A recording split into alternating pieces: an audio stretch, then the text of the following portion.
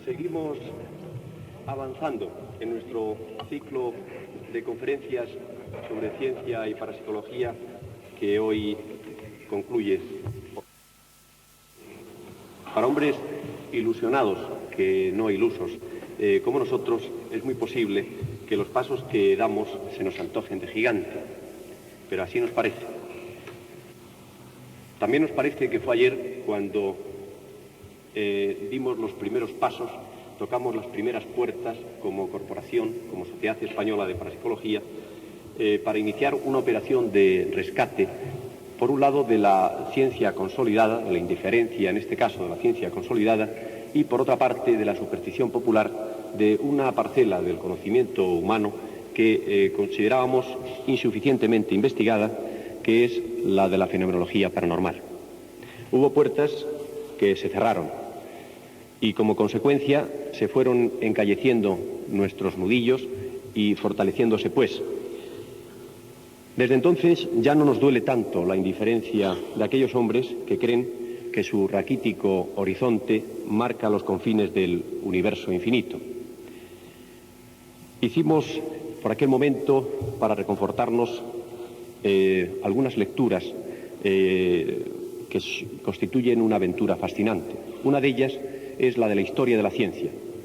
Gracias a ello conocimos algunas otras incomprensiones. Supimos, por ejemplo, que cuando Pitágoras aventuró que la Tierra giraba alrededor del Sol, reconocidos astrónomos de la época, como Hiparco y Ptolomeo, llegaron a afirmar que lo único que daba vueltas eran las cabezas de los pitagóricos.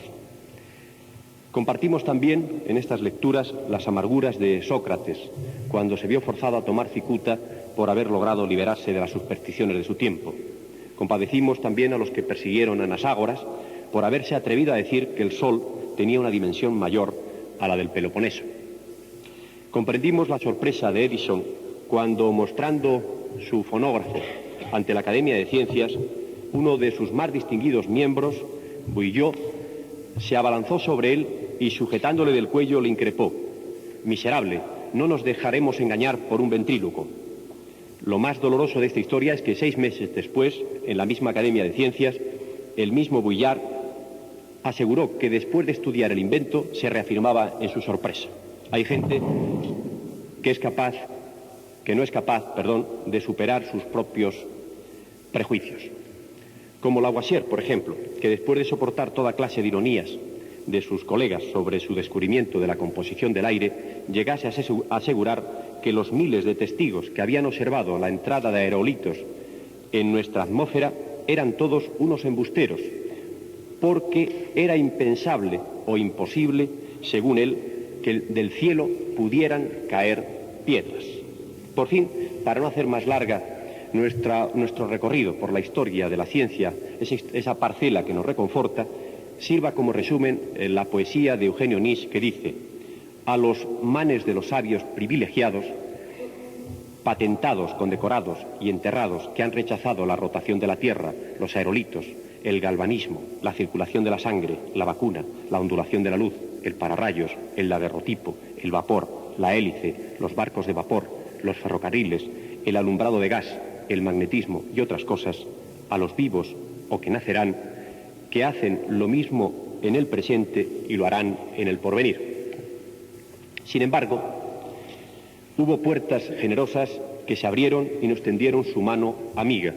Su agradable tacto potenció la sensibilidad de las yemas de nuestros dedos hasta límites hiperestésicos, usando ya el lenguaje parapsicológico.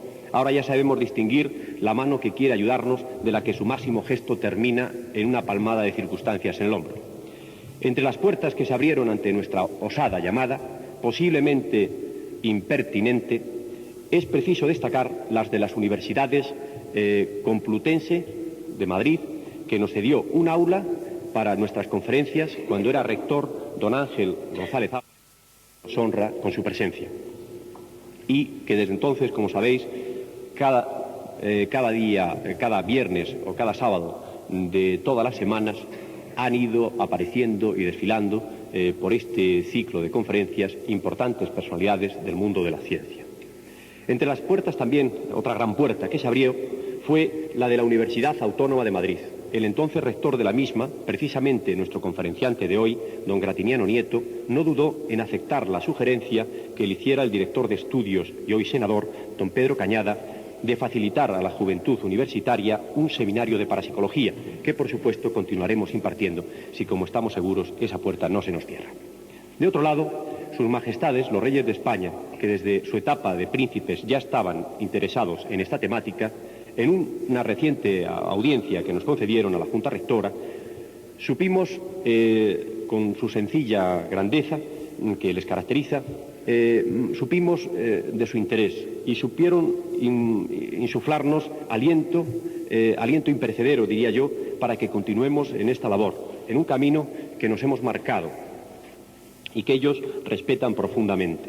Fue emocionante poder departir cordialmente con sus majestades tan cercanos como estaban a la realidad española, preguntando datos tan concretos como el número de curanderos que podría haber en España, los problemas que podrían surgir del curanderismo, si era peligrosa o no la hipnosis, etcétera, como muy cercanos a la realidad que nos rodea. Unos reyes que en medio de tantos problemas materiales también encuentran tiempo para informarse sobre esa otra realidad tan difícil de atrapar como es la de la fenomenología paranormal, nos tienen que llenar forzosamente de esperanza, de una fundada esperanza a los españoles. Gracias de verdad a todos los que nos ayudaron a caminar, a los que nos fortalecieron nuestros nudillos y a los que sensibilizaron nuestras yemas de los dedos con el contacto caliente de su amistosa ayuda. Algunos de estos últimos hoy quisieron estar con nosotros, pero no pudieron por diversos problemas surgidos a última hora. Entre otros podemos citar al rector actual de la Universidad Complutense, don Ángel Viana Ortuño, al subsecretario del Ministerio para las Regiones, don Miguel Sánchez Montes de Oca, que está muy interesado en toda esta problemática, que hoy se encuentra precisamente en Venezuela, a don Mariano Yela, quien tiene hoy precisamente una conferencia comprometida con anterioridad, pero que más tarde nos ha prometido que se incorporará al acto.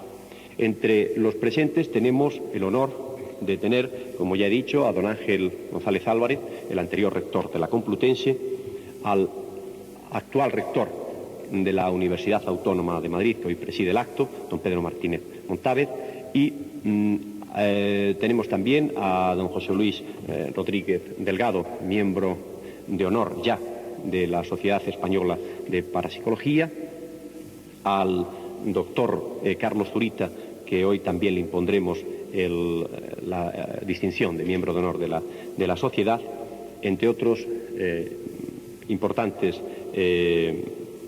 colaboradores de nuestra sociedad.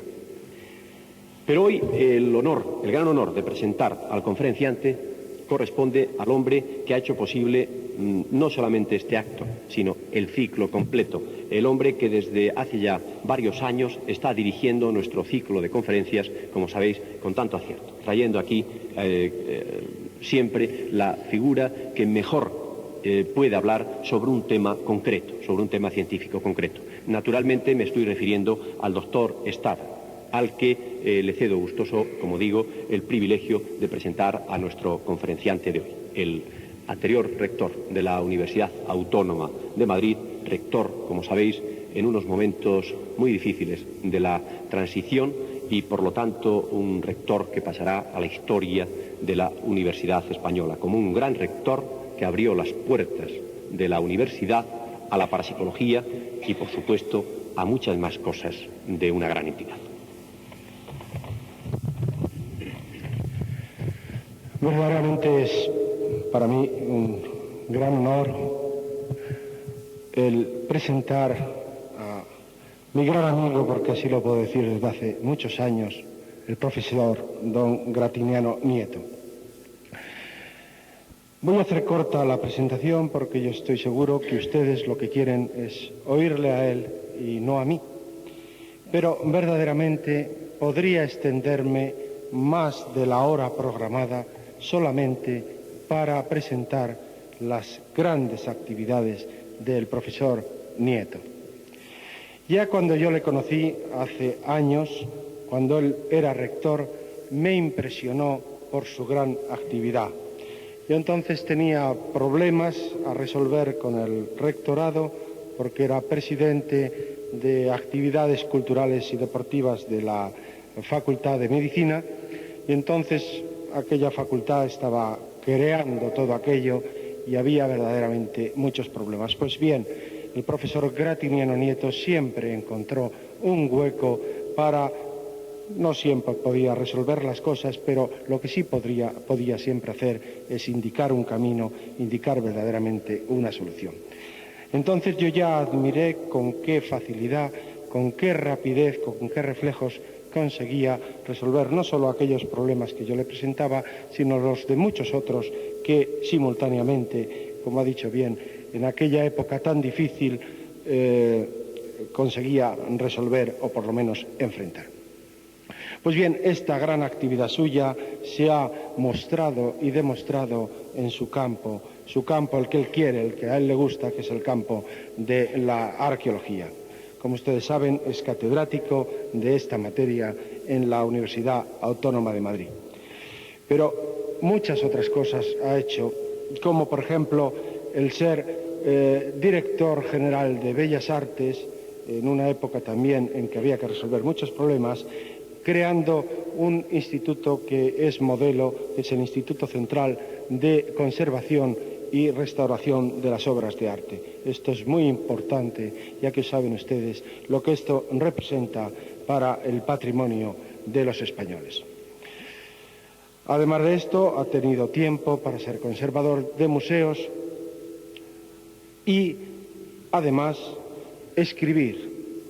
Aparte de presentar múltiples conferencias, comunicaciones científicas en congresos, tanto nacionales como internacionales, más de 200 artículos y libros de arte, de etnología y, sobre todo, de su especialidad, allí donde es verdaderamente una autoridad mundial, que es la arqueología iberorromana.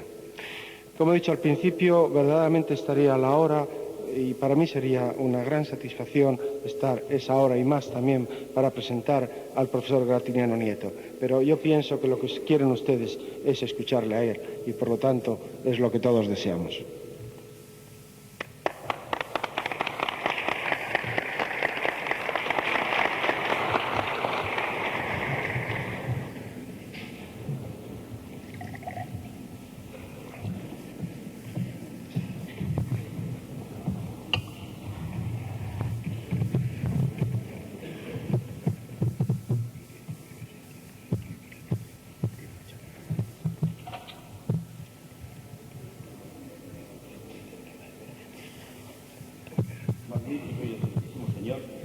Señor presidente de la Sociedad Española de Parapsicología, excelentísimos señores, señoras y señores.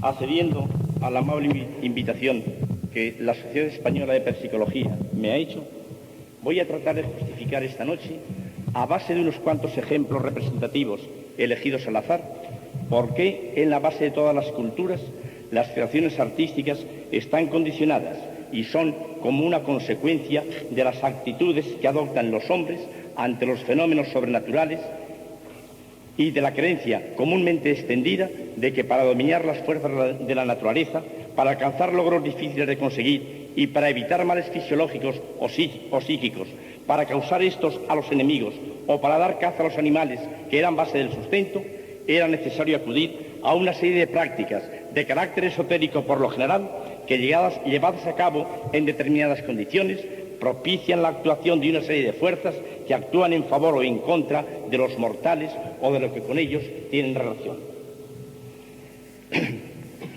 El afán innato que subyace en todo ser de creer que mediante determinadas prácticas y creencias puede propiciar en favor suyo esas fuerzas misteriosas y la finitud y pequeñez que el hombre siente ante los grandes fenómenos naturales que a diario le es dable contemplar y ante el enigma insondable que para ellos representa cuanto a la vida y a la muerte se refiere, motiva el que desde los momentos aurorales de la humanidad buscara la manera, si no de dominar estas fuerzas y desvelar estos misterios, sí al menos ponerse en condiciones de sacar de ellas el mayor beneficio y asegurarse una supervivencia de cada enigma indescifrable del más allá o para defenderse y capturar a los animales que le facilitarían alimento y sustentación.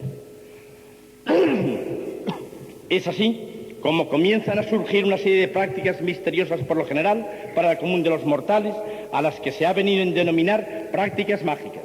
Es así como se ha ido formando las míticas teogonías de los grandes pueblos de la antigüedad, que han desembocado en las grandes religiones posteriores. Pero antes de seguir, será bueno precisar y fijar exactamente el significado y el alcance de los 3 vocablos que figuran en el título de mi exposición. Magia, dice el diccionario de la Real Academia, es la ciencia o arte de enseñar a hacer cosas extraordinarias y admirables. La misma autoridad que nos sirve de guía define el mito como fábula, ficción alegórica, especialmente en materia religiosa. Más adelante veremos hasta qué punto es válida esta definición, y define la misma autoridad la religión en su primera acepción como conjunto de creencias o dogmas acerca de la divinidad, de sentimientos de veneración y temor hacia ella, de normas morales para la conducta individual y social y de prácticas rituales, principalmente la oración y el sacrificio para darle culto.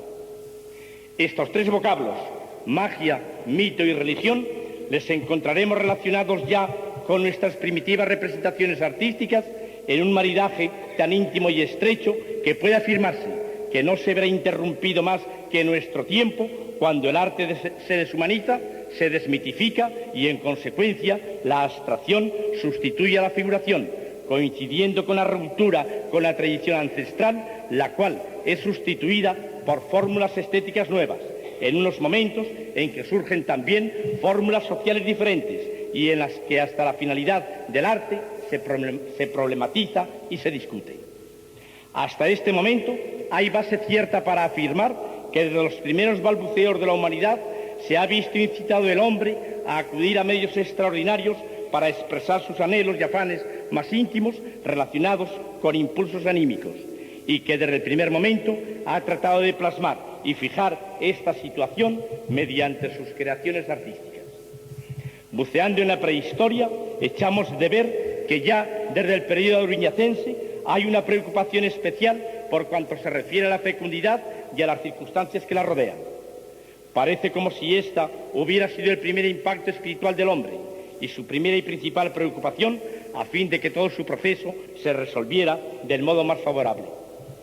Desde muy pronto existió lo que podríamos llamar el rito de la fecundidad, y a él hacen referencia una serie de símbolos que aparecen plasmados en nuestras más viejas representaciones plásticas conocidas. La madre se identifica desde muy pronto con la fuente de la vida y, en consecuencia, no costará mucho para que se convierta en personificación de la fertilidad, tomando así carta de naturaleza un mito de fuerte arraigo a lo largo de la historia. Mito que desde el principio estará vinculado a cuanto se refiere a la maternidad y al nacimiento, y que se hará realidad en el culto a la diosa madre, de la que tanto se prodigaron las representaciones iconográficas en toda la cuenca mediterránea. ¿Podemos proyectar, por favor? En este sentido, son bien significativas las llamadas Venus auriñacenses, de acusados caracteres esteatopígicos, hechas en marfil, hueso, piedra, en bulto redondo o en bajo relieve, las cuales desde Asia Occidental se extendieron hasta Europa. Son ejemplos señeros de esto las estatuillas encontradas en Willendorf, que es la que tenemos aquí delante, pase por favor, en Leipzig, que es esta otra que vemos aquí, o la siguiente, que representa la Venus impúdica, pase por favor, encontrada en Logueribas. A estas mismas ideas responde este bajo relieve encontrado en Lausanne. En estas obras, sin afán estético especial, se fijan figurillas de mujer, con una deliberada exageración de sus tejidos adiposos, los que se ha interpretado como alusión a la procreación y al deseo de conjurar un resultado feliz del parto. Así como los auriñacenses fueron especialmente sensibles a cuanto se refería a la procreación de la especie, los magdalenenses se preocuparon sobre todo de la conservación y del dominio de la caza. A este afán responden sin duda la serie de representaciones pintadas y grabadas en las cuevas paleolíticas de Dordoña y de nuestra zona cantábrica principalmente, de las que Altamira, Candamo, Tito Bustillo y Lascaux son señeros ejemplos. Todas estas pinturas tienen como denominador común que están hechas en cavernas, en las que solo se las podía contemplar ayudados con la luz de una lámpara. En ocasiones están pintadas en lugares prácticamente inaccesibles, como Candamo, a la que... No, perdón, no, vaya tan deprisa. Si puede volver atrás, por favor, más. ¿A otra? Eso. Este caballo pertenece a la cueva de Candamo y está situada en un lugar totalmente inaccesible. Esto mismo se repite en otras cavernas, como la de Trofer, por ejemplo, en donde se representan siempre especies de animales contemporáneos a los artistas que las hicieron, y todas ellas, excepto algunas figuras antropomorfas, están hechas dentro de las normas del realismo más extremado. Estas circunstancias nos lleva a formular una serie de preguntas interesantes. ¿Por qué buscaron los artistas, como escenario de sus creaciones, aquellos lugares oscuros y a veces casi inaccesibles? ¿Las hicieron solo para recreo de los cazadores de renos, ciervos y bisontes, o respondía su representación a otras motivaciones? Hoy está admitido por la mayor parte de los prehistoriadores que los artistas paleolíticos pintaron o grabaron aquellos animales para atraerles por la fuerza de la llamada magia simpática y así poderles cazar con mayor facilidad, tras haber realizado una serie de prácticas rituales mágicas a fin de iniciar a los cazadores y asegurar la caza con la que había de alimentarse la tribu. Estos ritos servían para practicar el simulacro de cazar las especies representadas, para proteger a las que fueran útiles o para exterminar a las que fueran dañinas o perjudiciales para el hombre. A esta idea deben responder esas figuras en las que se pintaba la silueta de un corazón, como se ve, por ejemplo, en el Efate de Pindal, o una serie de flechas clavadas en lugares vitales, como se fija en este caballo que tenemos delante, o en la diapositiva siguiente, en el que... No, el siguiente. En el que se ve también que un caballo tiene una flecha clavada en la parte alta, casi cerca de la cruz. Aparte de estas figuras, ¿qué pasa? Está invertida, pero en fin, vamos a...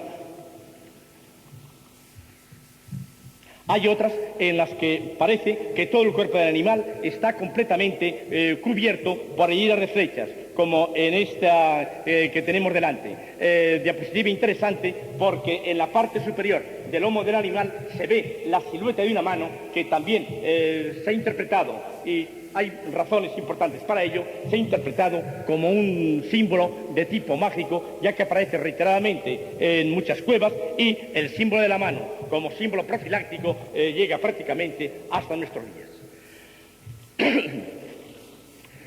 Juntamente con estas figuras realistas aparecen otras, pase por favor, en las que se representan figuras antropomorfas. Fíjense ustedes especialmente en la fila central, en donde aparecen una serie de dibujos y grabados en los que se fijan figuras de magos, figuras de brujos, en los que aparecen a veces combinada la figura humana y la figura del animal. Es especialmente significativa en este sentido el segundo dibujo, comenzando por la derecha, que representa el llamado hechicero de la cueva de Trofer. Esta misma idea de hechiceros tienen estos que presentamos aquí, procedentes unos también de Trofer y otros del Barranco de la Gasulla de Castellón. Y, como he indicado antes, a preocupaciones igualmente mágicas responden esas siluetas de manos que tan insistentemente aparecen en nuestras cuevas. Al contemplar las pinturas de estas cavernas, no se puede dejar de pensar en que deben referirse a un misterioso ritual, desconocido para nosotros, pero cabe pensar se refiere a ceremonias mágicas de multiplicación o de destrucción o de caza, concretamente. Se reproduce la efigie del animal, infligiéndole una muerte simbólica mediante heridas reales o simuladas, como hemos visto. Se le priva de sus medios de acción por la supresión de su imagen y algún órgano esencial. así un bisonte acéfalo que aparece en Altamira. A la vista de estas representaciones se puede deducir la existencia de un verdadero ritual en el que la danza y la mímica parecen haber jugado un papel sumamente importante. A pesar de lo avaros que fueron en este tiempo de representaciones los hombres del Paleolítico, nos han dejado algunos testimonios que deben referirse a ceremonias rituales. Entre las más representativas están los antropomorfos que hemos representado, los que se ven en Altamira o los que se han descubierto en la Cueva de los Casares, en la provincia de Guadalajara, y sobre todo en el hechicero de Troisfres que anteriormente veíamos. Y también en otra cueva muy significativa francesa, que es la Cueva de Lascaux, en la que aparece este antropomorfo cuya cabeza tiene o adopta forma de pájaro delante de un bisonte. En estas pinturas prehistóricas se encierra lo que podríamos llamar toda la historia de la relación hombre-animal. El cazador no caza por el placer de matar, busca excusas para justificar a sus víctimas en el deseo de apaciguar por todos los medios posibles a los espíritus que ha podido irritar, y caza también porque necesita capturar al animal al que da caza para poder subsistir. En este orden de cosas llegamos a un punto en que el margen que separa al hombre del animal puede decirse que es mínimo. De estas asociaciones hombre-animal y de estas sustituciones que hemos visto, se puede deducir que las pinturas a que hemos hecho referencia exigen seguramente narraciones plásticas de las mascaradas sagradas. Detrás de estas pinturas subyace un sistema de ritos mágicos, de mitos y de creencias en relación con el mito del ancestral y con la renovación de la vida cósmica. La vida religiosa de los primitivos deja entrever, a través de sus representaciones artísticas, un sistema mágico religioso fuertemente articulado, del que no debe excluirse a priori la creencia en seres supraterrestres. En estos ritos mágicos es constante el uso de la máscara, que es un instrumento de participación impregnado de una realidad indiscutible. Esta realidad se sustantiva en los poderes que transmite a quien la lleva, y ello justifica la enorme aceptación que entre los hombres prehistóricos, lo mismo que entre los primitivos actuales, la máscara siempre ha tenido.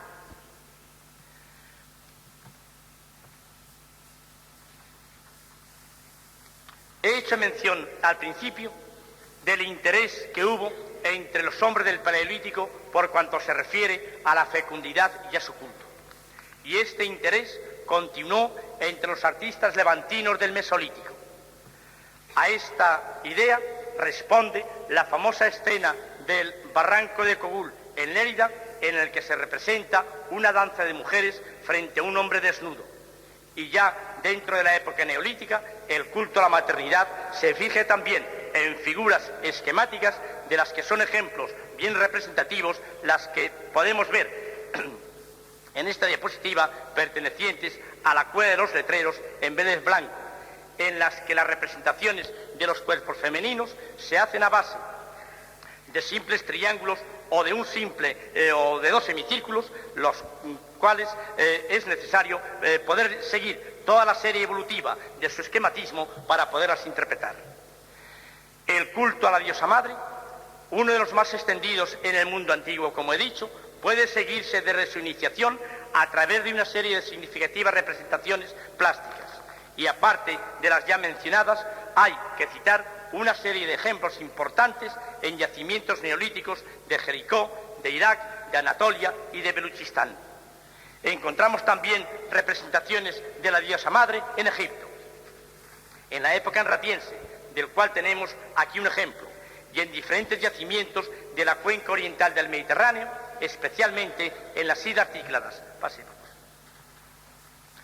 en Tesalia y en Creta, de donde procede esta primorosa figurilla, a la que también se la conoce con el nombre de diosa de las serpientes, la cual ha sido interpretada asimismo como una representación de la diosa madre dentro del rito que nos ocupa. El culto a la diosa madre, de raíz paleolítica como hemos visto, tendría su máximo exponente en la Artemisa de los griegos, cuya mejor representación icónica fue sin duda la Artemisa de Éfeso, símbolo de la madre tierra, generadora de los frutos y de la vida joven. En esta bella estatua, la diosa tiende sus pechos nutricios al mundo de los animales representados en su cuerpo y tiende sus brazos como madre nutricia que es de todos los mortales. El papel destacado que la diosa madre ocupó en todas las culturas y pueblos antes del cristianismo explica y justifica para algunos exégetas la importancia excelsa que la figura de María, Virgen, Madre de Dios, llegó a alcanzar. Así como las esculturas y pinturas prehistóricas y cuanto ellas representan en relación con el culto a la diosa madre, nos ponen en relación con otras culturas y nos llevan de la mano a tiempos históricos, también representan estas pinturas los primeros pasos que dio la humanidad en la senda que conduce al culto de los animales, que tanto desarrollo había de alcanzar en Egipto,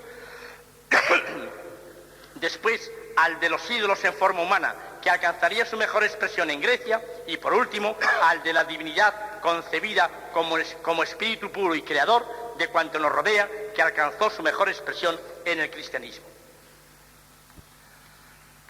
He señalado que las pinturas prehistóricas representan los primeros pasos que dio la humanidad en la senda que conduce al culto de los animales, que tanto desarrollo había de alcanzar en Egipto, en aquel pueblo que, al decir de Heródoto, eran los más religiosos de todos los hombres. Y efectivamente, esto queda constatado apenas se hace un repaso a la historia política y religiosa de este pueblo, en el que, como veremos, las ideas y prácticas mágicas jugaron también importante papel, hasta el punto que puede afirmarse que en Egipto la magia apenas se distingue de la religión. En Egipto, el mago dispone de fórmulas mágicas defensivas y ofensivas, lo que explica la importancia que entre ellos tuvo el amuleto y el talismán, que viene a ser como un amuleto científico. El talismán o el amuleto están hechos en madera, metal o tierra esmaltada, cuya forma evocaba los signos jeroglíficos de lo que querían representar, tales como animales o símbolos alusivos a la vida o a la salud. Talismanes y amuletos han sido algo que han estado íntimamente unidos a las costumbres míticas y mágicas de la humanidad, y en los momentos actuales, gracias al movimiento hippie, están adquiriendo un nuevo y extraordinario desarrollo. Por lo que se refiere al tema que ahora nos ocupa, en relación con el culto a los animales, hay que señalar que dentro de la riquísima fenomenología mágico-religiosa que en Egipto existe, en un principio de la historia de Egipto, antes de la agrupación o de la creación de los grandes imperios, todos los ciudadanos de Egipto estaban agrupados en homos, cada uno de los cuales tenía un animal tótem, tenían un animal como símbolo. A partir del momento en que los gnomos se agruparon, los egipcios se hicieron sedentarios y como consecuencia surgió una organización agrícola y religiosa en la que el tótem, o los tótem mejor dicho, desempeñarían un papel extraordinario. Junto a ellos aparecerán pronto nuevos dioses que se juntan y mezclan con los tótems primitivos, transformados en dioses protectores y defensores de los gnomos. Para los egipcios, Ra, identificado con el sol, es el demiurgo, el creador de todo y de los dioses mismos. Su representación da lugar a creaciones artísticas tan bellas como este precioso relieve que tenemos delante. Tras él, Geb, identificado con la tierra, pase por favor, y Nut con el cielo, engendraron dos parejas, una integrada por Isis y Osiris y la otra por Ser y Neftis. Aquí se representa al cielo, a Nut, sostenida precisamente por otras divinidades. La figura de Nut aparece enormemente estilizada, también con una belleza sorprendente para el momento en que esto está hecho. Causas políticas introdujeron una jerarquía entre los seres divinos y entre estos pronto adquirieron un grado preeminente en el panteón egipcio, Ra y Osiris, en torno a los cuales se desarrollan una serie de prácticas mágico-religiosas cuya descripción nos llevaría mucho tiempo enumerar, que tuvieron un magnífico reflejo en las manifestaciones plásticas, como tenemos ocasión de ver en este primoso relieve en el que se representa a Osiris protegido por Isis. En la leyenda de la resurrección de Osiris, gracias a prácticas mágicas utilizadas por Isis, es en lo que se apoya el hecho de que los faraones, a partir de Menes, se convirtieron en los monarcas más absolutos del mundo, y ello por derecho. Y este derecho le conservarían a lo largo de 3.500 años, a lo largo de los cuales, muy lentamente, los sacerdotes y los individuos fueron liberándose de la coacción de los ritos y rompieron con los marcos de las fórmulas mágicas que están tan firmemente arraigadas en la historia de las primeras dinastías egipcias. La religión egipcia, instrumento de gobierno, institución de Estado, que desconocía prácticamente al individuo, era un edificio social fortificado por la armadura de los dogmas y de rituales mágicos, y solo se desmonta y transforma cuando, despertada la conciencia, toma carta de naturaleza la valoración del individuo. De la importancia que el rito y la magia llegaron a alcanzar entre los egipcios tenemos abundantes testimonios, y quedan expresivos ejemplos cuando analizamos el rito seguido en la construcción de pirámides y de templos, y sobre todo en el embalsamamiento de difuntos, costumbre que tiene su base en la aceptación de la metempsícosis y en la creencia de que mientras el espíritu tenga un K en que apoyarse, tiene segura su supervivencia.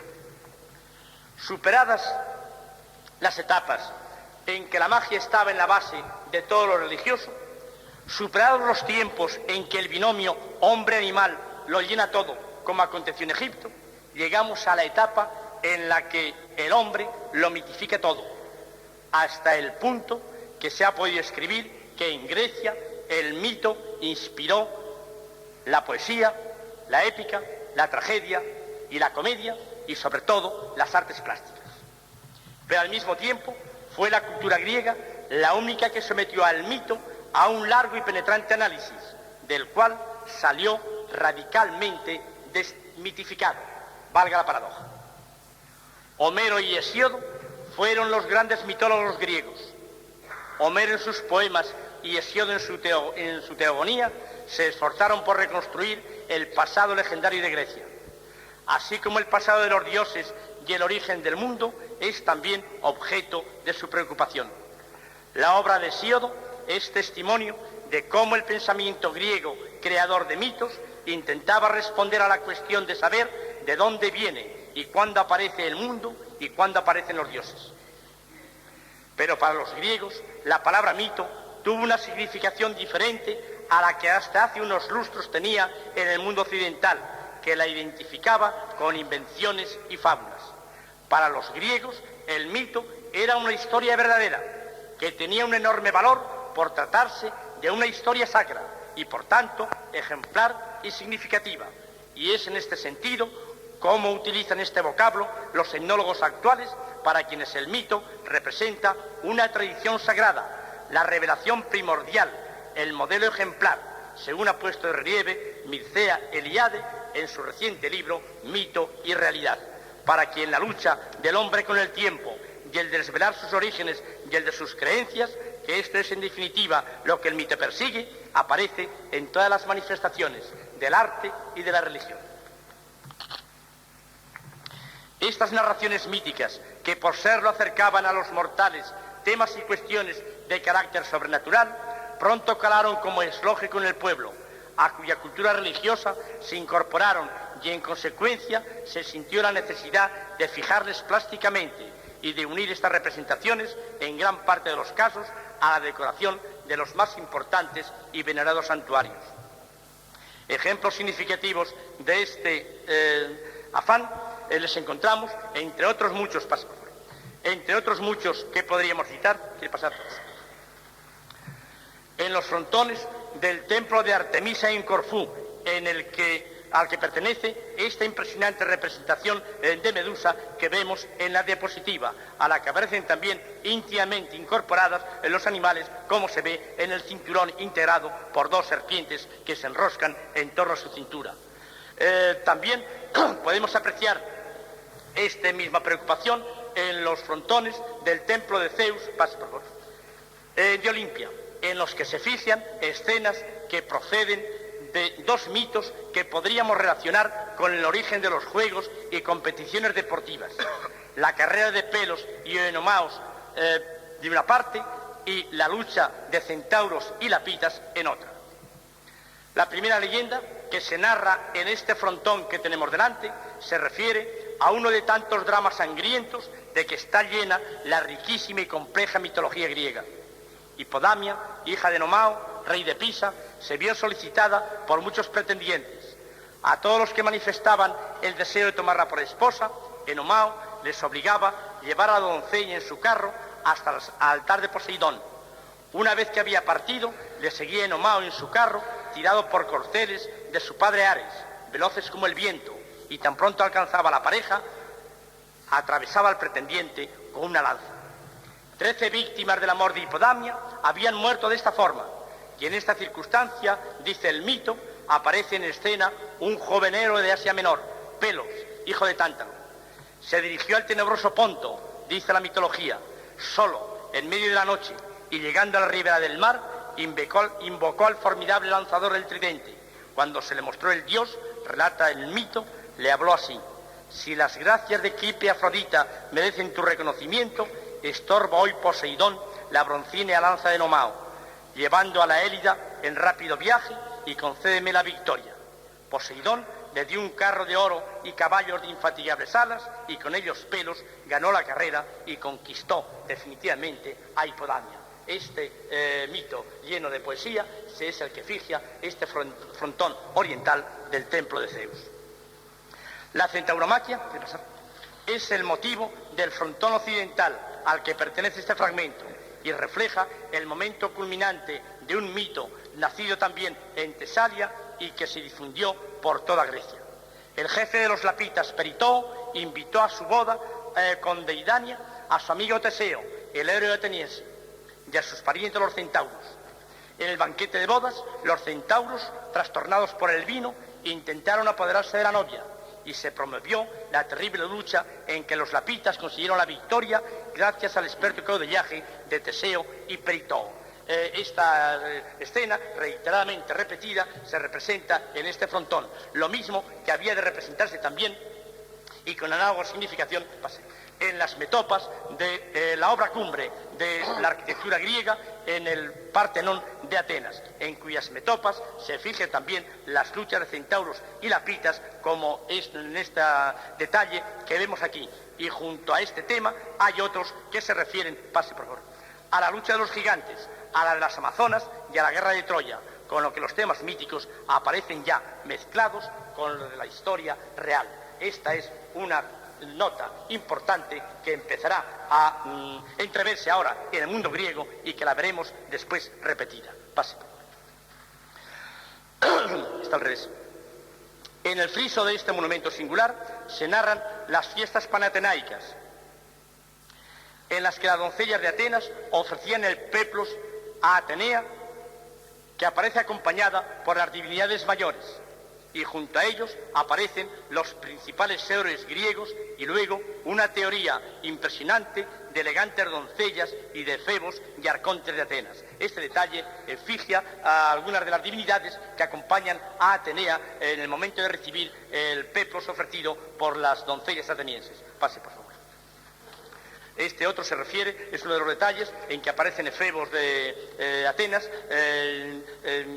componiendo esa teoría colosal que constituye el friso del Partenón. Pase. En estas representaciones, el mito ocupa la parte fundamental, pero junto a ellas encontramos ya, como hemos visto, temas que atañen a los mortales. Esto es una consecuencia de ese movimiento que se inicia en la prehistoria, cuya finalidad es el acercamiento de lo sobrenatural y mágico a lo natural y humano, movimiento que prácticamente a pesar de los avances y de los logros conseguidos, no ha terminado todavía. En este ininterrumpido proceso de acercar lo sobrenatural y mágico a lo racional y humano, puede ponerse de relieve que así como en Egipto todo tiende y se subordina a la exaltación del soberano, a quien se edifica, en Grecia, por el contrario, en donde la religión y los misterios jugaron un papel importante en la vida y en el arte, como se ve en este relieve primoroso de Eleusis, en el que se representa a Demeter, Coré y Triptolemo, todo, la religión, la mitología, todo, absolutamente todo, se humaniza de una manera extraordinaria. Pero en estas obras de arte griego que acabamos de ver, es la humanidad en su conjunto a la que se trata de deificar. Y de aquí que los temas del arte griego sean dioses, héroes y atletas, no solamente dioses, como por lo general acontecía en Egipto, todos los cuales debían ser dechados de belleza.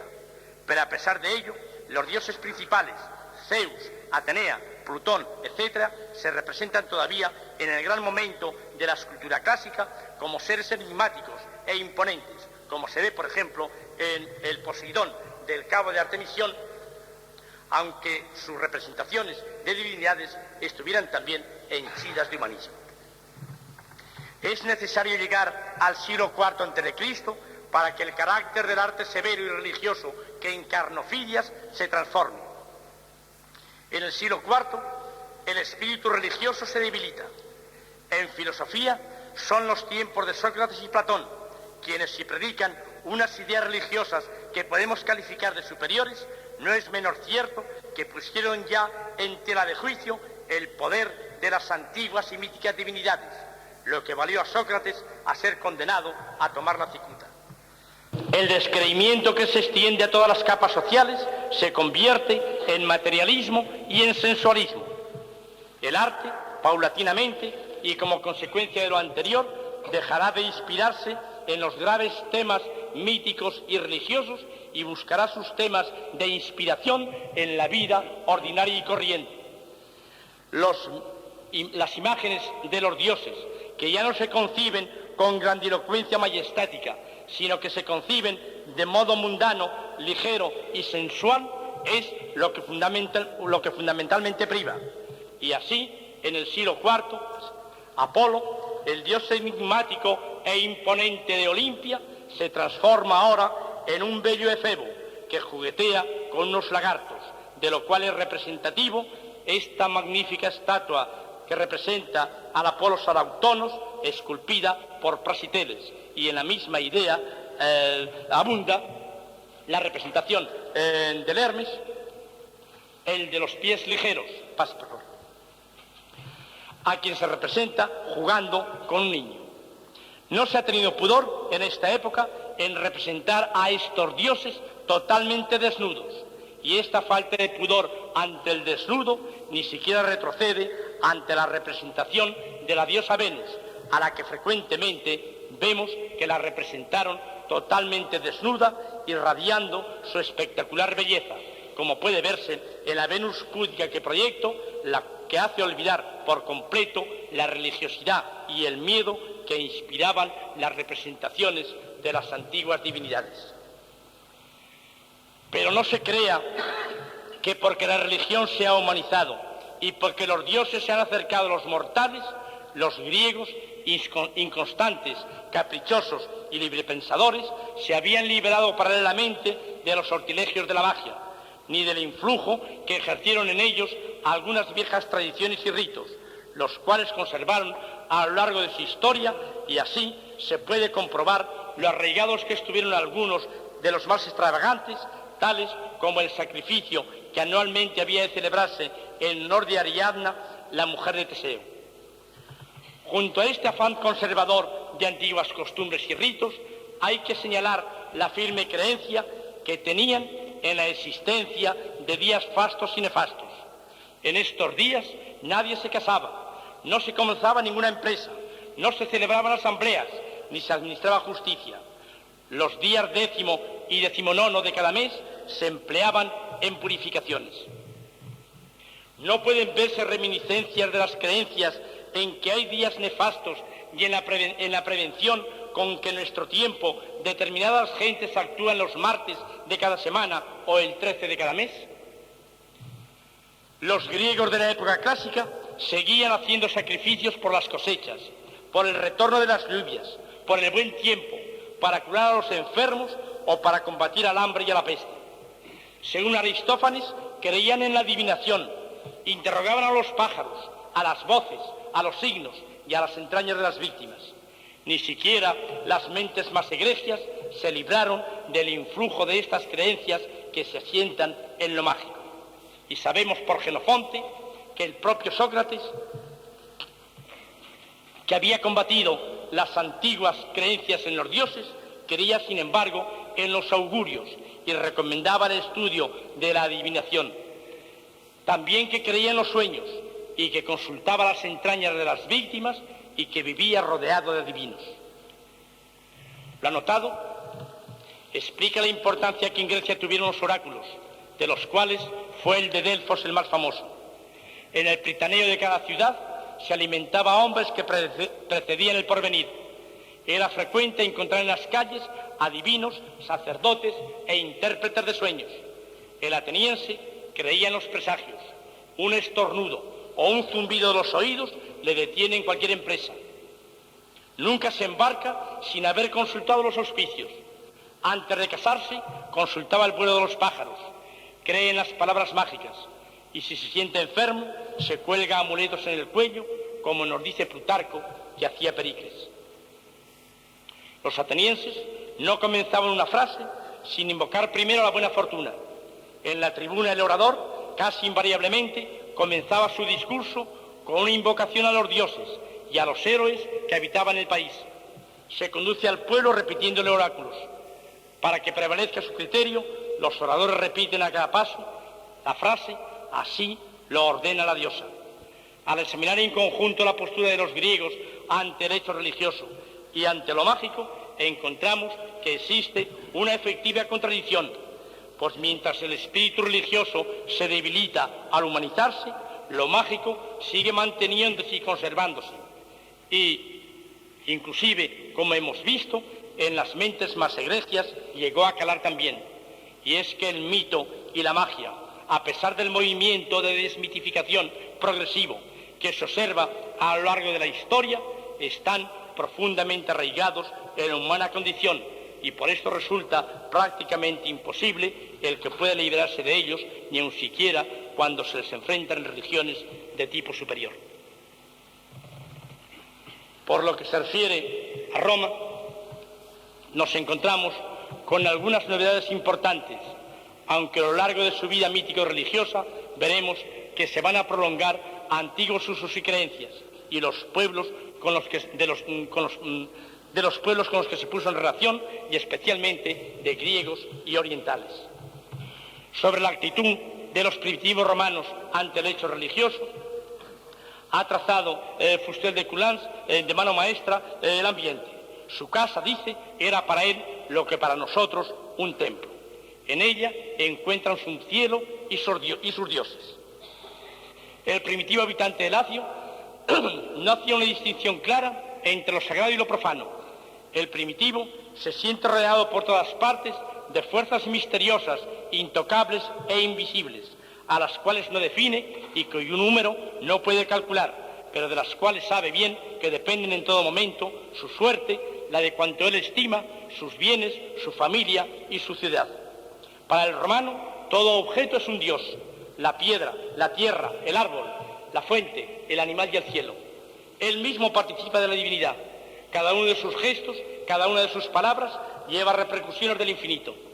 Algunos hombres, sean por don natural, sea en virtud de iniciación o simplemente por un acto voluntario, a veces son considerados como en relaciones estrechas con la divinidad y conocen el medio de actuar sobre esas fuerzas ocultas.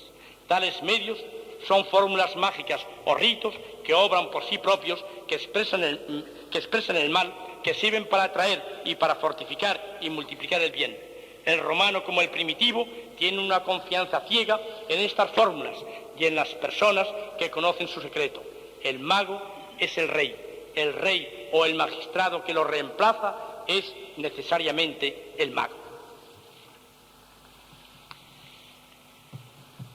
Roma y su sociedad se vio llena de actos rituales y algunos de los actos rituales de la Roma primitiva permanecieron hasta mucho tiempo después de la desaparición del imperio.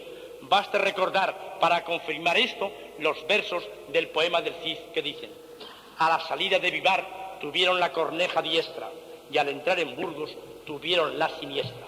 Esto es, en definitiva, la supervivencia de la creencia, la importancia que tenía el estudio del vuelo de las aves, que ya los griegos y especialmente los romanos cultivaron de una manera extraordinaria. Por herencia griega, los romanos creyeron también los oráculos y uno de los principales centros de adivinación estuvo en Cumas, en una cueva volcánica servido por una sacerdotisa llamada Sibila, que gozó de gran predicamento, acerca de cuya actuación nos informa Virgilio en el canto sexto de la Eneida. En Roma, el culto a la Gran Madre, a Venus, a Baco, etc., se desarrollaron por doquier, pero ni siquiera el impacto que debió producir la incorporación de nuevos dioses al panteón romano fue capaz de contener el escepticismo en los dioses y en los ritos y en las prácticas mágicas que a ellos se referían. Si se salvó la fe en algunas, fue en las divinidades tradicionales de Italia. Hay referencias del grado de descreimiento a que los romanos habían llegado, y bien expresivo de esto son los versos de Juvenal demostrativos de la falta de fe en la mitología y en los dioses que se registraba ya en su época en Roma. Y así escribió en su sátira segunda: nadie, a no ser el niño que se baña de balde, creía en Manes, en infierno, en Carón, ni en la Estigia, con su extraña turba de negras ranas y su eterno vértice, ni en la barca que allí espera almas conducir al hondo averno. Con todo, se conservó el aparato oficial que en torno a la vida religiosa había montado en Roma, y hasta se conservan algunos de los viejos mitos, ritos y creencias. Se sabe que Augusto era devoto ferviente de la astrología, que profesaba un gran respeto a Nicio Tibulo, filósofo y mago, que desde el tiempo de Cicerón había contribuido a extender estas doctrinas entre la alta sociedad, y quien había predicho la grandeza que había de alcanzar Augusto al interpretar el signo de Capricornio bajo el cual el emperador había nacido. Tal fe tenía Augusto en su signo zodiacal que, según refiere Suetonio, hizo acuñar una moneda de plata con este símbolo, y en el gran camafeo de Viena que tenemos delante se le representa ocupando el trono al lado de Roma, y sobre su cabeza aparece el símbolo de Capricornio. Augusto se vanagloriaba en su testamento de haber restaurado 87 templos, lo que le valió el título de Restaurator Templorum, y restauró los cultos antiguos, de lo que es testimonio el templo de Vesta en Tívoli que tenemos aquí delante, una de las obras maestras también de la arquitectura romana. En su tiempo, no solo los cultos tradicionales de Italia recibieron un nuevo impulso, sino que se renovó la importancia de los dioses exóticos, especialmente de los importados de Oriente y de Grecia.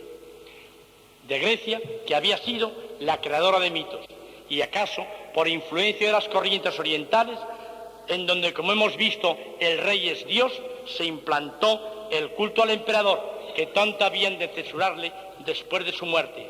Culto al emperador que, al no estar asentado sobre una leyenda mitológica o filosófica, ni sobre una atmósfera sentimental ni emotiva, no pudo arraigar, a pesar del halago que para los futuros emperadores podía representar el que después de su muerte serían divinizados. Como se ve en este precioso relieve del Vaticano, en el que se representa la apoteosis de Antonino y Faustina, que vuelan al cielo transportados por un genio alado y por dos águilas, mientras que en el suelo se representa el campo de Marte con su obelisco y la diosa Roma. Aunque el culto al emperador no arraigó, su influjo se dejó también sentir en el arte. Así, el templo que por orden de Livia, mujer de Augusto, se levantó en el Palatino. Y vemos cómo sobrevivió este culto imperial al contemplar en tiempos cristianos ya los mosaicos de Ravenna, en los que se representa, por favor, a los emperadores Justiniano y Teodora, esta es la efigie de Teodora, en actitud majestática y cuasi divina. Esto es, en definitiva, herencia de la implantación del culto imperial que Augusto había hecho en Roma. A pesar del debilitamiento del espíritu religioso que se registró en Roma a la llegada del cristianismo, no cabe pensar que se había renunciado totalmente a rendir culto a las viejas deidades, ni que se había perdido totalmente la fe en los ritos ni en la magia. Es cierto que con Séneca y Marco Aurelio aparecieron ya indicadores de que se estaba a las puertas de cambios importantes y que su pensamiento había de facilitar el triunfo del cristianismo. Y no es menos cierto que muchos temas icónicos de la Roma pagana se incorporaron al mundo cristiano, seguramente para facilitar la comprensión y la difusión de nuevas doctrinas. Uno de los ejemplos, entre los muchos que podríamos citar, es el del buen pastor, que se efigia al modo del moscóforo clásico, como podemos comprobar si comparamos esta diapositiva con la siguiente. Pase, por favor. Que es un moscóforo de época arcaica de Grecia. O al modo como se ve en los mosaicos que decoran el Museo de Gala Placidia en Ravenna. ¿Quiere pasar, por favor? En que se representa ahora a Cristo a modo de Orfeo apacentando sus ovejas, como puede apreciarse aquí o en este detalle que sigue a continuación. ¿Quiere pasar? A partir de este momento, todo un mundo de representaciones influidas por el fenómeno de lo religioso podrían hacerse desfilar, pero no se piense por ello que las que tienen su fuente en lo mágico y en lo mítico han desaparecido totalmente. Así, por ejemplo, se echa de ver que el culto al animal tótem de raíces prehistóricas siguió teniendo vigencia entre determinadas sectas heterodoxas, y es el propio Prisciliano, en su Liber Apologeticus, presentado en el Concilio de Zaragoza, quien anatematiza a los seguidores de las sectas misteriosas que empleaban como símbolos grifos, águilas, asnos, elefantes y serpientes y otras bestias.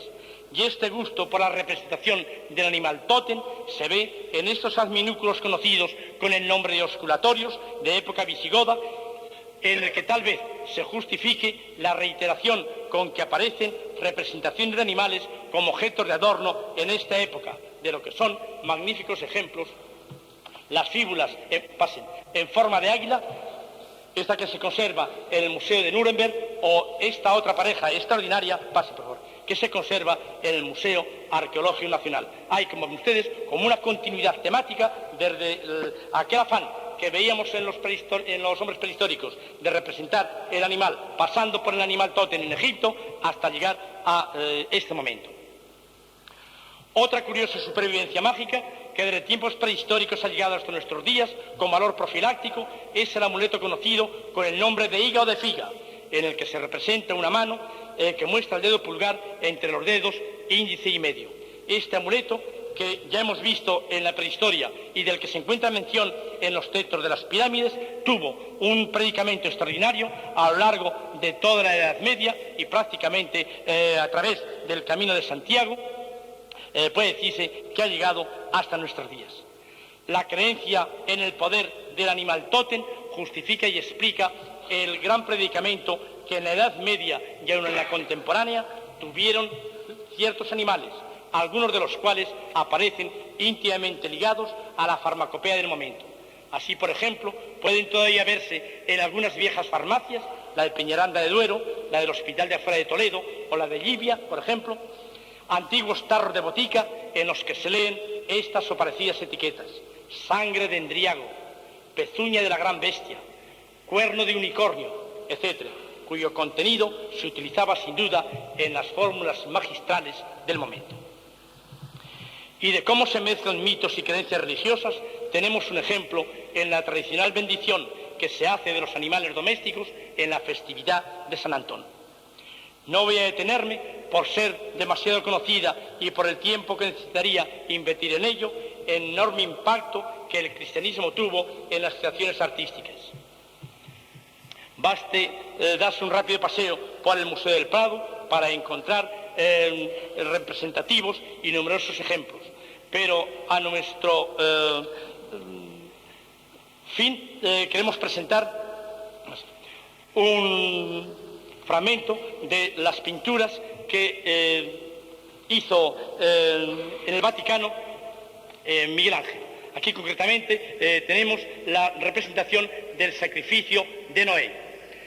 Lo mismo que hemos elegido podíamos haber elegido cualquier otro tema. A pesar del sitio en donde está hecho, no se piense, sin embargo, que por su condición de doctrina revelada, la cristiana fue capaz de desterrar totalmente las representaciones plásticas de temas inspirados en las religiones paganas o en mitos y leyendas de tipo mágico.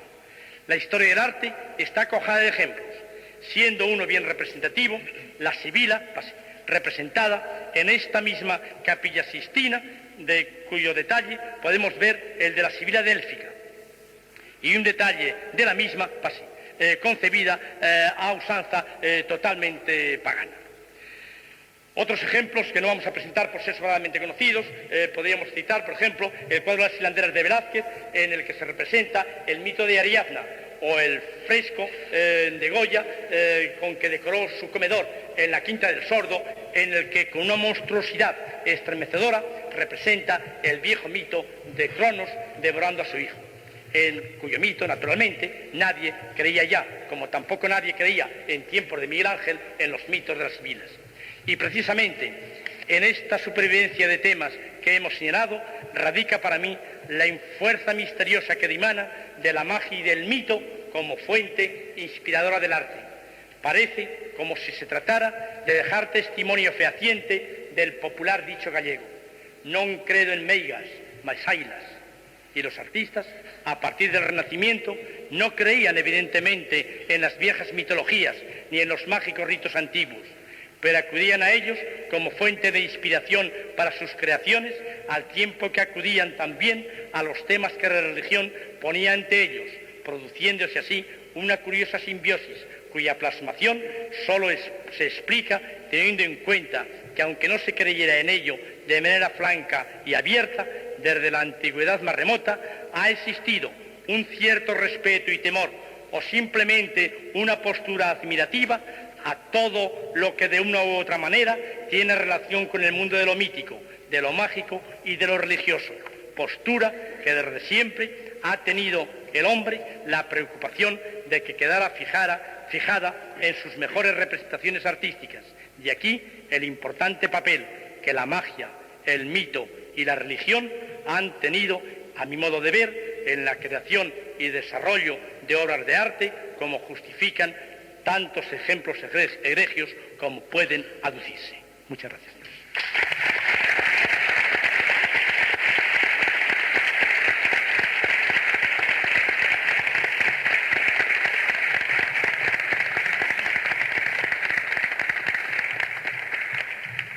Bien, muchas gracias al exrector de la Universidad Autónoma de Madrid y catedrático de Arqueología, don Gratiniano Nieto, esta magistral lección. Creo que, por suerte, siempre tenemos la prudencia, como en un acto de premonición, de grabar estas conferencias y, por lo tanto, podremos y tendremos que hacerlo alguna vez, volver otra vez a escucharla, porque es una conferencia para meditarla profundamente. El tiempo se nos va echando encima y vamos a aprovechar los últimos minutos que nos quedan para entregar a don Gratiniano Nieto algo que tiene una fuerte carga emotiva para todos nosotros. Es algo más que el reconocimiento a una magnífica conferencia. Es una vieja deuda que nosotros teníamos con don Gratiniano Nieto. Una vieja deuda que vosotros diréis por qué se ha demorado tanto en cumplimentarse. Y os lo voy a decir. Nosotros tendríamos que haber dado a don Gratiniano Nieto el reconocimiento unánime de la parapsicología española por haber abierto sus puertas por primera vez en España. Fue la primera universidad española donde se impartió de forma regular parapsicología. Esto es un hecho histórico que ya está en los anales de la parapsicología mundial. Y esto fue ya hace bastantes años. ¿Por qué hoy? No nos parecía oportuno hacerlo, y así lo hablamos en la Junta Rectora de la Sociedad y en la Asamblea General, cuando era rector todavía. Era un acto demasiado fácil, era un acto demasiado evidente. Queremos hacerlo ahora, en estos momentos, cuando no esperamos de él un apoyo dentro de la universidad como rector, cuando es un amigo nuestro al que queremos corresponder emotivamente, porque nuestro agradecimiento es un agradecimiento emocional.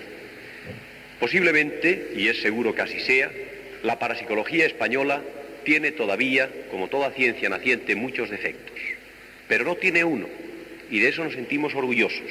No tiene el defecto de la ingratitud. Somos gente agradecida y queremos no demostrarlo, porque esto no es una demostración, es un indicio. Queremos mostrarlo simplemente con algo que se ha grabado con amor en un noble metal, tan noble como nuestros sentimientos hacia el profesor Gratiniano Nieto. Es una medalla de oro de la Sociedad Española de Parapsicología, donde dentro está el anagrama y detrás pone simplemente la parapsicología a Gratiniano Nieto, Madrid, 19 de mayo de 1978, la fecha de hoy. Doblemente agradecidos por su magnífica aportación al campo de la investigación en la magia y la creatividad artística que provoca, y también y fundamentalmente agradecidos por lo que hizo en honor nuestro, en honor de la parapsicología, cuando nosotros todavía no habíamos hecho méritos para ello. Fue un verdadero acto de fe que en el lenguaje parapsicológico se podría interpretar como un fenómeno premonitorio. De alguna manera pensaste que en el futuro podríamos hacernos acreedores a esa gentileza que tuviste, a esa hospitalidad. Por eso, hoy, emocionadamente, te entrego esta medalla.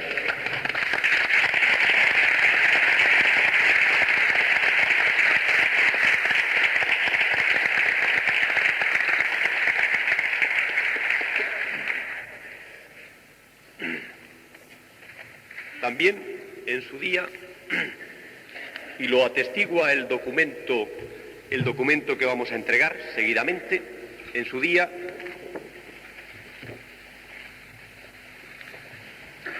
exactamente con fecha 4 de mayo de 1976, la Junta Rectora de la Sociedad Española de Parapsicología decidió nombrar miembro de honor de esta sociedad a el hombre que había abierto sus puertas para que se dictasen libremente conferencias, sin ningún tipo de censura, sin ningún tipo de sugerencias, libremente, como quisiéramos, como así hemos hecho, y como así está grabado, y como así entregamos hasta incluso a Su Majestad la Reina en una colección de cassette que tenía mucho interés en oír, y que justamente por algunas informaciones que hemos recibido gracias a la gentileza del doctor Zurita, sabemos que ha empezado ya a escuchar estas conferencias. Pues bien, estas conferencias que hemos tenido el honor de poder entregar a la Reina, estas conferencias han sido posibles gracias al hombre que entonces era rector de la Universidad Complutense de Madrid. Y también ahora, transcurrido el tiempo, un tiempo más que prudencial, queremos públicamente rendirle el homenaje que se merece, entregándole este diploma, este modesto diploma que dice En virtud de los grandes merecimientos del excelentísimo señor don Ángel González Álvarez, la Junta Rectora tomó el acuerdo, en reunión celebrada el 4 de mayo de 1976, de nombrarle miembro de honor de esta asociación. Para que así conste, expedimos el presente documento en Madrid a 26 de junio de 1976. Lo firma el presidente y el secretario. Voy a rogar precisamente al secretario, a Francisco Gavilán Fontanet, que sea él el que tenga el honor de entregar a don Ángel González Álvarez el diploma.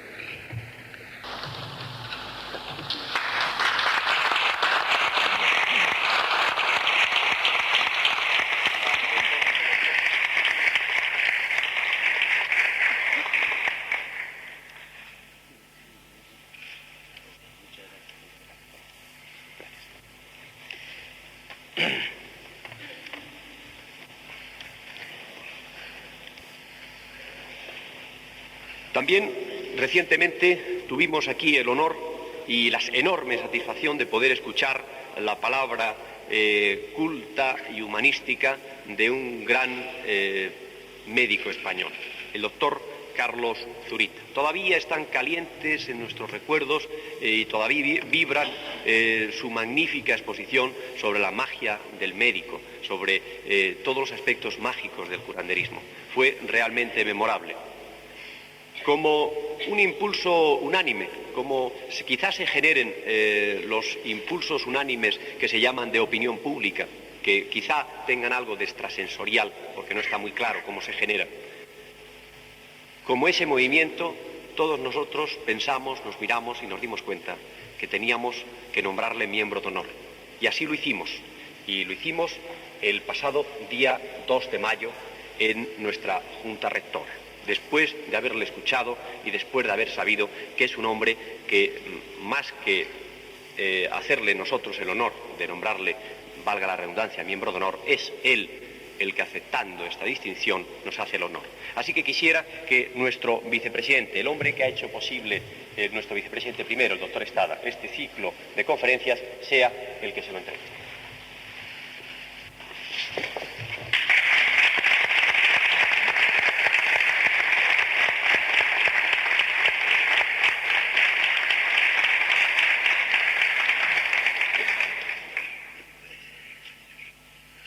El doctor Carlos Zurita, que por supuesto sabéis que es hombre de palabra fácil,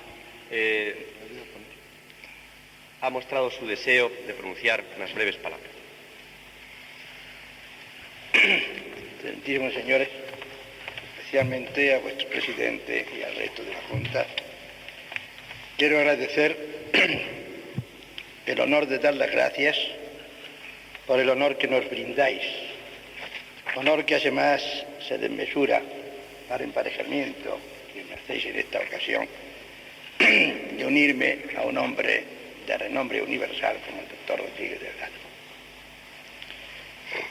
Y porque pienso que si las sociedades donde pudiéramos ingresar no repartiesen otros dividendos que la lírica, fantasiosa, poética, inconsútil, imaginativa y creadora, parapsicológica, en fin. Es en esta, precisamente en estas, donde nos vamos a sentir felices dando rienda suelta a esas potencias de la inteligencia y del alma.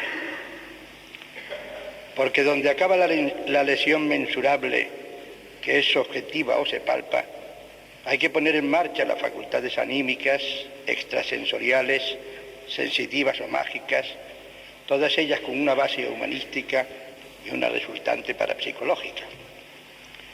Paracelso, del que hablábamos aquí el otro día, ya decía que el médico con mayúscula cree en el corazón, en el concepto poético que entonces se tenía de este órgano, procede de lo divino, es luz natural y el fundamento más valioso de su arte de curar es el amor. En ideas coincidentes con Carmen Guirado, que nos hace el honor de escucharnos hoy, los científicos intuyen, yo diría que saben ya, que con la perfección del cerebro algún día desaparecerá la servidumbre de la palabra hablada, que poco a poco irá palideciendo para que un día nos queden como lujosas batas de ropajes íntimos para andar por casa y hacer el amor. O para hablar figuradamente de poéticas nostalgias. Si oyes rumor de hojas mecidas por la brisa, es mi voz que te llama. Entonces la parapsicología tendrá un auge explosivo y una vivencia cada vez más arraigada. Sin necesidad de ir tan lejos, sin embargo, ¿cómo podemos explicarnos la transmisión de pensamiento entre personas de distintos idiomas que sin conocimiento de sus respectivas recíprocas lenguas se comunican entre sí con perfecta comprensión? En la angelología, esa constante común a todas las religiones, se nos dice que los ángeles, espíritus puros, no necesitan del lenguaje para su comunicación y su diálogo. Diálogo y comunicación tienen, pues, impronta de eternidad. Hoy en los ángeles, mañana entre nosotros. La parapsicología será el credo de esta religión universal del alma.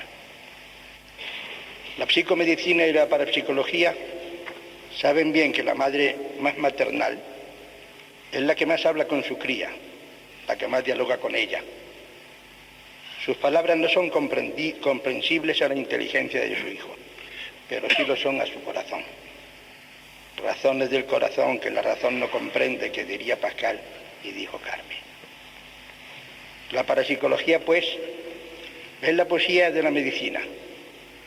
Una poesía inescrita, impalpable, etérea, algo así como Alberti, el Alberti de sus años mozos, describía desde la altura a Lerma todo un pueblo en 5 estrofas que lo decían todo sin casi decir nada.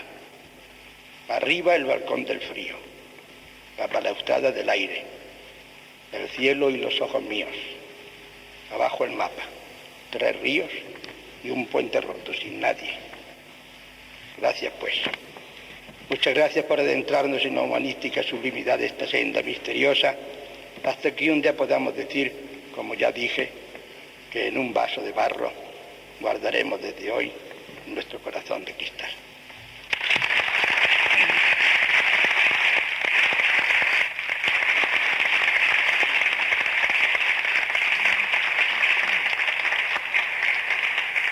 Muchas gracias, Carlos. Es muy reconfortante oírte. También seguidamente vamos a hacer entrega, nuestro vicepresidente segundo, el doctor Guillermo Serrano Trapasaguas, va a hacer entrega a un hombre que hace unos meses también nos impresionó con otra conferencia. Constituyó para nosotros como un modelo a seguir, como algo de lo que tendríamos que hacer si queremos acercarnos a la ciencia, si queremos ser científicos. Su ejemplo es un ejemplo a seguir, es un ejemplo vivo. Y le hacemos miembro de honor como quizá en algunas religiones se les hace a ciertas personas sumamente virtuosas santones, para imitarlos, para seguirles. Así que hoy a doctor José Manuel Rodríguez Delgado, nuestro vicepresidente Guillermo Serrano, le va a hacer entrega del diploma de miembro de honor de la sociedad.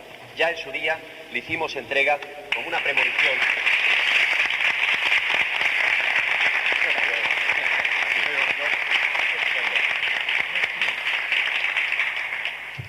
Decía que en su día le hicimos entrega como una premonición de una medalla de oro de la sociedad, una insignia de oro de la sociedad, que es la que damos a los miembros de honor.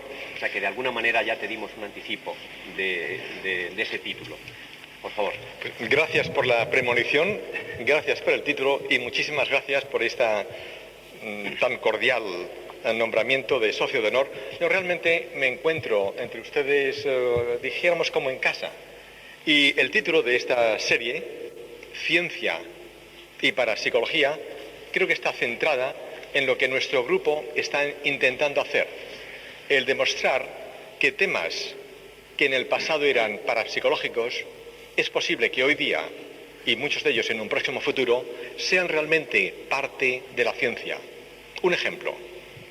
Hace pocos años, el hablar de placer o el hablar de amistad eran entes difíciles de precisar desde el punto de vista científico o neurofisiológico. Hoy día sabemos que en el cerebro hay toda una serie de receptores, los llamados receptores opiáceos, que hace muy pocos años no se conocían. De manera que hoy ya empezamos a saber que hay sustancias como el opio, las encefalinas y las endorfinas, que producen nuestro cerebro, y receptores para estas extrañas sustancias que nos dan placer físico. De manera que la ciencia empieza hoy día a hacer realidad científica, lo que hasta hace poco eran entes psicológicos y casi parapsicológicos. Quisiera añadir que en el futuro creo que posiblemente la parapsicología debe de tener un papel importante, y precisamente hoy acabo de recibir una invitación desde París de las Naciones Unidas para presentar en una muy próxima reunión el mes que viene, que vamos a tratar de el mundo que dejamos a nuestros hijos. En este momento actual de crisis de valores, de crisis materiales, creo que tiene quizás una mayor importancia el que nosotros, los que estamos construyendo o destruyendo el mundo actual, que nos hagamos responsables de qué clase de mundo le dejamos a nuestros hijos. Y les estaba yo comentando a los que me invitaban de Naciones Unidas que quizá deberíamos de tocar dos puntos. Uno es el mundo material destrozado que le estamos dejando a nuestros hijos, y dos es el mundo ideológico, espiritual, si ustedes quieren, que también destrozado le estamos dejando a nuestros hijos. Y como una posible esperanza, creo que estas nuevas receptores, estas nuevas sustancias que están entre la ciencia y la parapsicología, que quizá este sea parte del mundo que debemos dejar a nuestros hijos, un mundo, no diría parapsicológico todavía, pero al menos un mundo mejor, un mundo más humano, más físico y sobre todo más espiritual. Gracias.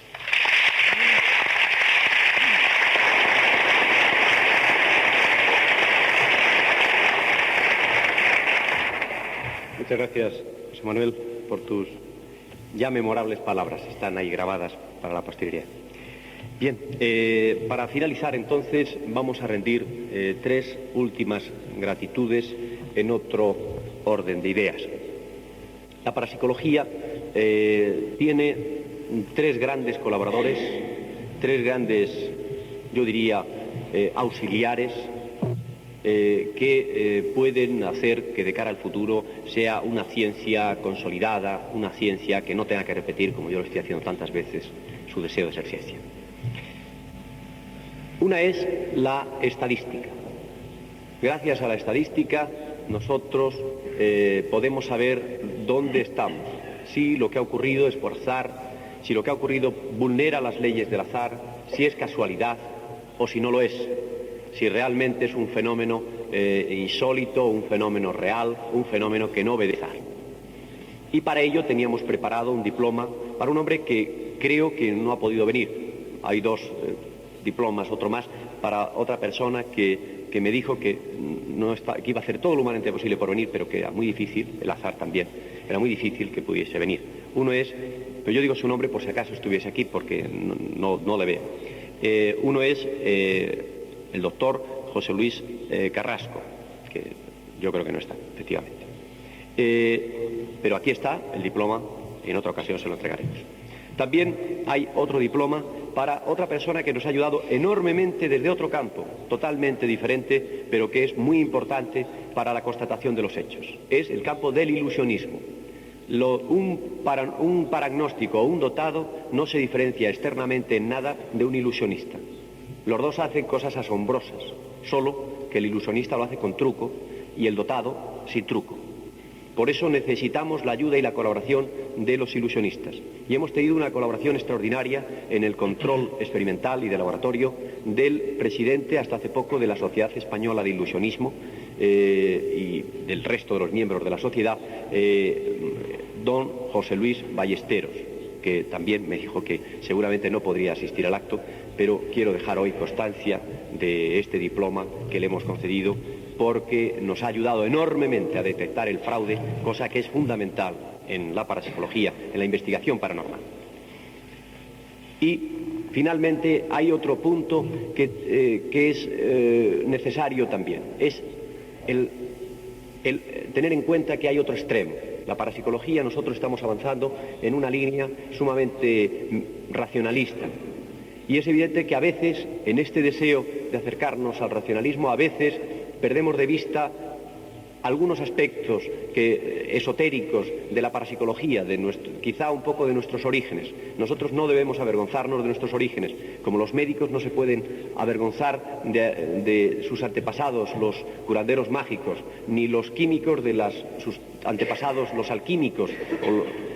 En realidad, eso es historia. La parapsicología tuvo unos orígenes en pautas o en zonas esotéricas del conocimiento humano, y ha habido una persona que ha sido fiel todavía a esas zonas esotéricas, y que cada día, cada conferencia, durante el coloquio, ha intervenido y ha restablecido quizá el equilibrio. Quizá el conferenciante ha sido demasiado científico y él, de alguna manera, ha restablecido el equilibrio. Nos ha dicho que también hay otras cosas que no se pueden medir, que no se pueden pesar, que no son cuantificables, pero que están ahí. Y ha sido prácticamente un coloquiante asiduo, y por ello hoy queremos rendirle el necesario tributo de afecto y de reconocimiento por sistemáticamente, después de cada conferencia, haber intervenido y a veces haber puesto en apuros al conferenciante. Ni que decir tiene que me estoy refiriendo a Fernando Sesma. Fernando Sesma, al que le voy a pedir a nuestro secretario de honor, Ezequiel García Carbajo, que le haga entrega del diploma que dice Testimonio de gratitud a don Fernando Sesma.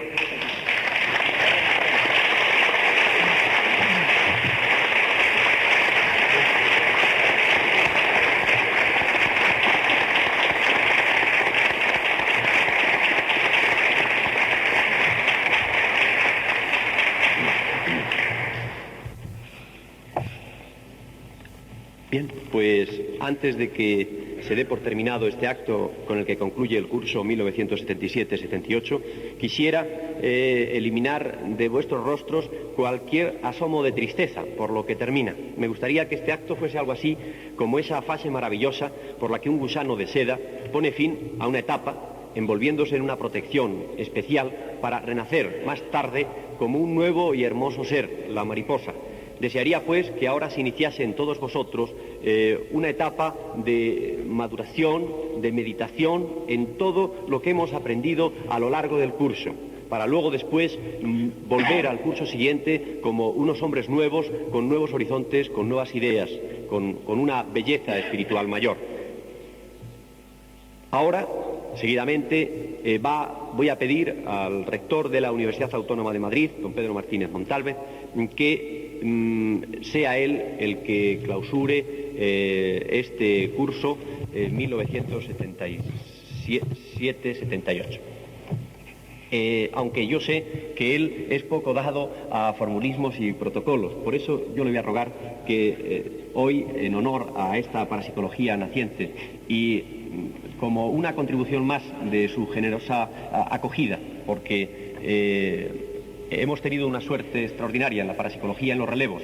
Cuando se produjo el relevo en la Universidad Complutense, pues la verdad es que nos pusimos un poco a temblar pensando que qué pasaría cuando pasásemos de un rector que era catedrático de metafísica a un rector que era catedrático de química. Y lo pasamos un poco mal hasta que hablamos con él por primera vez y nos dimos cuenta que era un personaje extraordinario y que además el año pasado pronunció unas palabras tan memorables que están ahí en la revista de la Sociedad Española de Parapsicología también haciendo historia. Y nos pasó lo mismo, ¿por qué ocultarlo?, con el actual rector de la Universidad Autónoma de Madrid. También pensamos, ¿qué va a pasar cuando un rector que es catedrático de arqueología, que de alguna manera está cercano a nuestra problemática, porque nosotros también hacemos un poco arqueología del espíritu, viendo además si el hombre primitivo tenía facultades extrasensoriales o no las tenía? ¿Qué va a pasar cuando le sustituye un catedrático de árabe? Pues no ha pasado nada. Es un catedrático de árabe maravilloso que nos ha atendido fenomenalmente y que nos ha acogido con los brazos abiertos. Así que en esa línea desearíamos también que fuese él el que clausurase este curso. Creo que comprenderán todos ustedes que solo la persuasiva insistencia del doctor Pereira explica que yo tenga que pronunciar, y pronuncie con mucho gusto, eso sí, estas palabras de clausura. Y cuando carezco evidentemente de dos circunstancias o de dos condiciones que me servirían al menos para cumplir medianamente con este cometido, agravado además por el hecho de que todo esto es imprevisto. Una, que, como él ha dicho, no soy hombre de formulismos ni de ceremonias. Otra, que tampoco soy hombre versado en los conocimientos, en los afanes a los que ustedes se dedican. La cosa está todavía mucho más agravada cuando parece que corro el riesgo de tener que ser la última hebra de seda de ese capullo al que ha aludido el doctor Pereira. Y evidentemente la cosa todavía se ha puesto mucho peor. Lo único que posiblemente me anima, aparte de corresponder a esta gentil petición que me ha hecho, lo único que podría animarme es el hecho de ser, yo prefiero decir siempre, más que rector, corrector, y no en el sentido de que corrija, sino en el sentido de que rijo con, o intento regir con. Bien, el hecho de que soy rector o corrector en el sentido que digo, de una universidad española, en este caso concreto, de la Universidad Autónoma de Madrid. Universidad que, si se distingue por algo, evidentemente al ser una universidad joven, está buscando su identidad todavía y está atravesando una crisis de crecimiento, cosa absolutamente natural en un organismo joven, como digo. Si se distingue por algo esta universidad, se distingue por su oposición a los prejuicios, evidentemente, su creencia en que la ciencia no es algo compartimentado, ni es algo en donde se establecen parcelas o fragmentos exclusivistas, su creencia, su convicción en que la labor científica puede ser mutuamente fecundante, su creencia también en la capacidad de invención y de creación, su convicción también absoluta de que la labor universitaria es algo más que una simple repetición o trasvase de un elemento que teóricamente enseña a otro elemento que teóricamente aprende. Su vitalidad, en suma, su sentido de la aventura. Eso me ha animado porque creo que, aunque, como he dicho antes, yo no soy persona versada en los temas que a ustedes les interesan, de alguna manera son rasgos, son señales que también definen y perfilan ese quehacer, esos intereses de la Sociedad Española de Parapsicología. Particularmente quisiera añadir también que no tema el doctor Pereira ni no tema ninguno de ustedes que la Universidad Autónoma de Madrid no va a seguir prestando su colaboración a su quehacer, lo va a seguir prestando evidentemente, y tampoco tema que un catedrático de árabe no pueda tener cierto interés por estas materias, porque si un catedrático de árabe se mueve en un ámbito geográfico, al menos, que le pertenece, es el ámbito del mundo mediterráneo, y el mundo mediterráneo, aunque en árabe se escriba en otra dirección, es también un mundo que nos corresponde, y es un mundo lleno de todo este mundo, en parte indiscriminado, que a la ciencia y a la parapsicología interesa conjuntamente. Después de este gran esfuerzo que he hecho para, insisto, como decía desde un principio, cumplir medianamente el grave compromiso y aprieto en el que ustedes me han puesto, y basándome también en algunas alusiones que se han hecho a la poesía. Yo creo que evidentemente la poesía también es el gran manantial de interés y la gran fuente de preocupaciones humanas, espirituales en general. Me atrevería a terminar con la mención de unos versos muy breves de García Lorca, que no sé si los recuerdo exactamente, pero en conclusión vienen a decir algo así como que el misterio es la clave de la vida. Me parece que en ese intento de racionalización que ustedes quieren llevar a las tareas que les interesan y a los hechos que les importan, el afirmar también este hecho, el misterio es la clave de la vida, no es contradictorio. Al contrario, afirmarlo de una manera así, tan rotunda y tan clara, supone que existe también, desde un principio, el decidido propósito de aclarar en el porcentaje conveniente ese misterio indudable que siempre existe. Nada más, muchas gracias.